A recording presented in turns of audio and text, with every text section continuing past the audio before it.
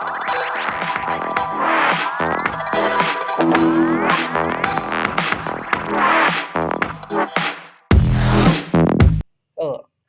this is Rick from MathX, and today we'll be doing number 24 from the 2020 AMC 10A. Now, this problem was actually surprisingly easy for a number 24. It looks quite intimidating at first glance, but when you actually go and do the math, you realize there's not that much to actually do. It's quite an easy solve. But still, because of its intimidating appearance, there's probably a couple of people who could have solved this problem but didn't do so on the test. So that's what I'll be going over today. Let n be the least positive integer greater than 1,000 for which the GCD of 63 and n plus 120 is equal to 21, and the GCD of n plus 63 and 120 is 60. What is the sum of the digits of n? So the first thing I think we should do in this case is try to figure out what n would be in terms of whatever their GCD is.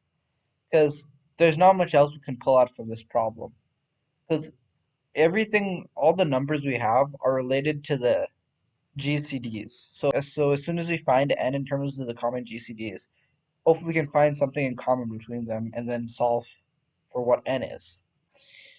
So if the GCD of 63 and n plus 120 is 21, we know that n plus 120 has to be a multiple of 21.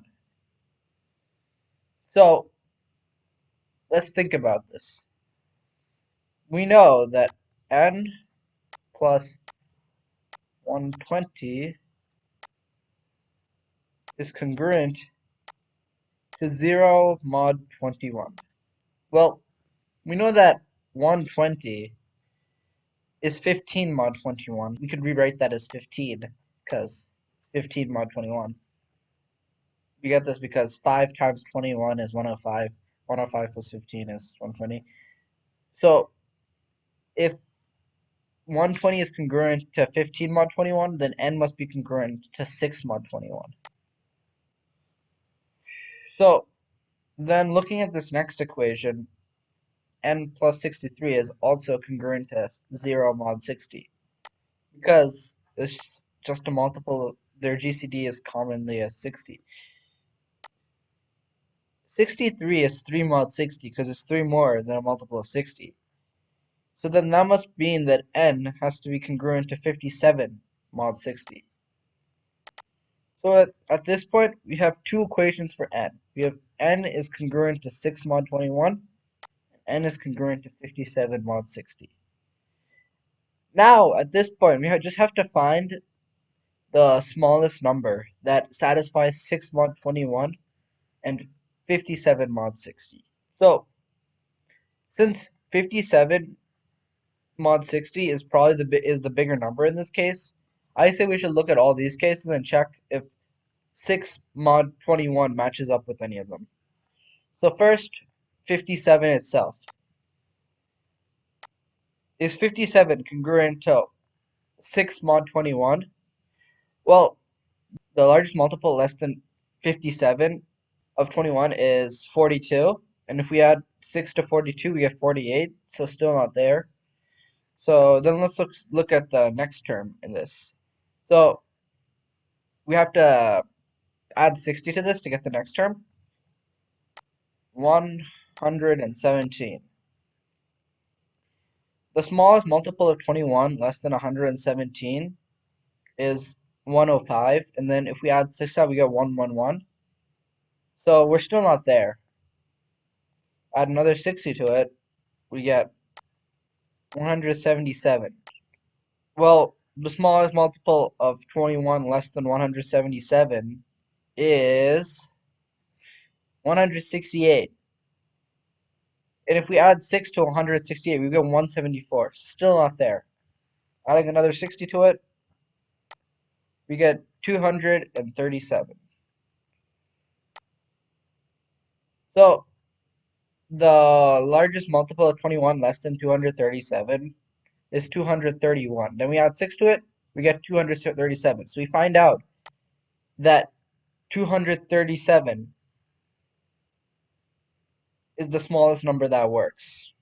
Unfortunately for us, the question itself says that n has to be the least positive integer greater than 1000, and our value for n is 237, which is less than 1000. So we have to find a greater number than 1000. So after how many numbers again will we get a number that fits by both of these rules? It's 6 mod 21 and 57 mod 60. Well, because this number is in terms of mod 21 and mod 60, it also cycles in terms of mod 21 and mod 60. It cycles in the LCM of 21 and 60. And by just doing some quick calculations, we can find that the LCM of 21 and 60 is 420. So this term will cycle every 420. That means 237 plus 420 will also give us another number. That is 6 mod 21 and 57 mod 60. So we can write all the values that work for us as 237 mod 420.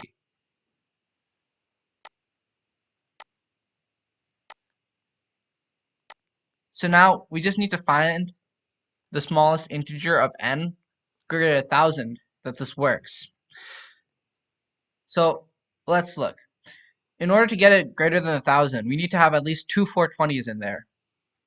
And then we can add another 237, and we're going to yield the result of 1077. Unfortunately though, when we plug in 1077 into the first equation, we get 1197. And that is a multiple of 63. We can do it by doing some quick division, but we realize this is a multiple of 63. So if it's a multiple of 63, the GCD of 63 and this number, n plus 120, where n was 1077, we're going to get a GCD of 63, meaning that it doesn't work. So we add 420 again. We get the 420 plus this to be 1497. And it looks fine until we add it to 63. 1497 plus 63 will give us 1560. That's all fine until once again we realize 1560 and 120. Well, 1560 is a multiple of 20, so the GCD of 1560 and 120 would be 120, not 60.